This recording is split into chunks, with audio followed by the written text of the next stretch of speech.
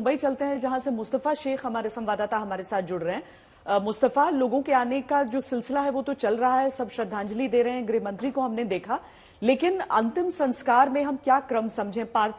जो पारसी रीति रिवाज से बताया जा रहा है कि अंतिम संस्कार किया जाएगा।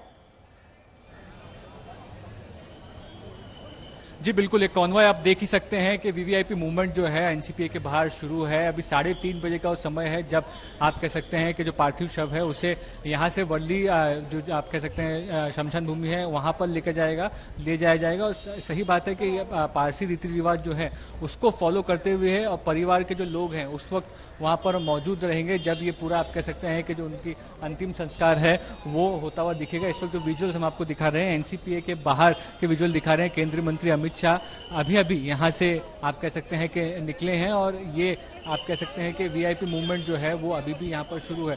तो तकरीबन 3:30 बजे का समय होगा एनसीपीए से, जब आप कह सकते हैं कि ये जो उनकी अंतिम यात्रा है वो शुरू होगी। और जिस तरह से हमने सुबह से देखा है एनसीपीए में, उसी तरह से वर्ली शमशान भूमि में भी कई लोग आप कह सकते हैं कि इन अंतिम यात्रा में शामिल होंगे। वहाँ के शमशान भूमि की कितनी कैपेसिटी, उस हिसाब से रिस्ट्रिक्शन जो है लोगों को किया जाएगा।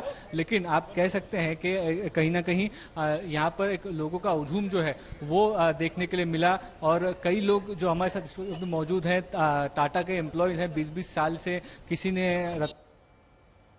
ठीक है, आप कह सकते हैं कि वो किया है। गुजरात के सीएम भूपेंद्र पटेल की इस वक्त तस्वीर हम लाइव आपको दिखा रहे हैं। भूपेंद्र पटेल गुजरात के सीएम जो है वो आप कह सकते हैं कि अंतिम श्रद्धांजलि देते हुए रतन टाटा को यहाँ से निकल रहे हैं। जी श्वेता, जिस हिसाब से लोगों का हुजूम है, ऐसा लग रहा है 3:30 बजे तक का वक्त कम पड़ जाएगा, क्योंकि हर कोई अंतिम दर्शन करना चाहता है। और एक ऐसा वक्त भी था जब राजनेताओं का व्हीकल मूवमेंट होता है, वहां पर वीआईपी तो इन लोगों को रोक दिया जाता है। तो ऐसे में लगभग 1 घंटे का वक्त अब बचा है। सिद्धार्थ हमारे साथ स्टूडियो में जुड़े हुए हैं। सिद्धार्थ, एक बहुत अहम सवाल जो सुबह से ही मैं करना चाह रही थी, और यहां पर इस देश में जब भी कोई मशहूर उद्योगपति होता है उसका नाम अमूमन किसी पार्टी से या नेता से जोड़ दिया था, लेकिन रतन टाटा इससे परे थे कहीं ना कहीं। देखिए, उनका कोई पॉलिटिक्स में तो इंटरेस्ट नहीं था, बट उनके ग्रुप को, उनकी कंपनीज को पॉलिटिक्स झेलना भी पड़ता था।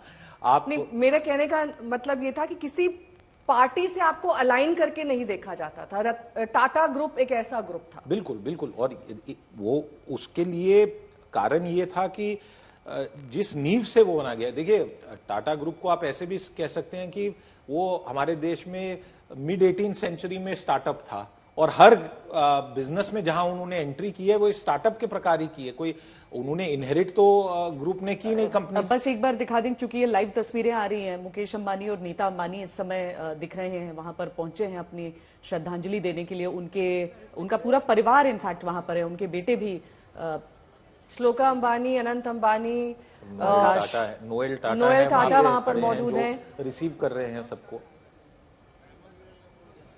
तो परिवार की तरफ से नोएल टाटा हैं जो सबको वहां पर रिसीव कर रहे हैं, जितने भी लोग वहां पहुंच रहे हैं अंतिम दर्शनों के लिए। N Chandrasekaran, chairman Tata sons भी थे, जो अभी स्क्रीन पे ब्रीफली दिखे थे।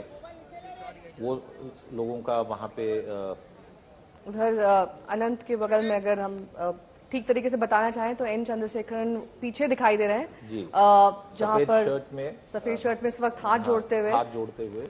और इस तरफ अगर आप अपनी स्क्रीन के दाहिनी तरफ देखिए तो वो नोएल टाटा है, और वो सुबह से ही यहाँ पर उनकी मौजूदगी है। हाफ ब्रदर हैं रतन टाटा के। मुकेश अंबानी जी और नीता अंबानी जी दिख रही हैं, उन्होंने अभी श्रद्धा सुमन अर्पित किए हैं।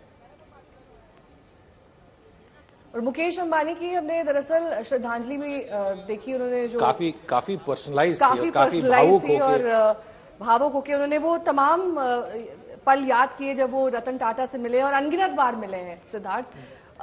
और लेकिन जिस तरीके से लोग सुबह से ही उन्हें श्रद्धांजलि दे रहे हैं, मैंने आपसे कहा था कि कुछ शब्द कॉमन है और वो हर किसी के मन में वही भाव है।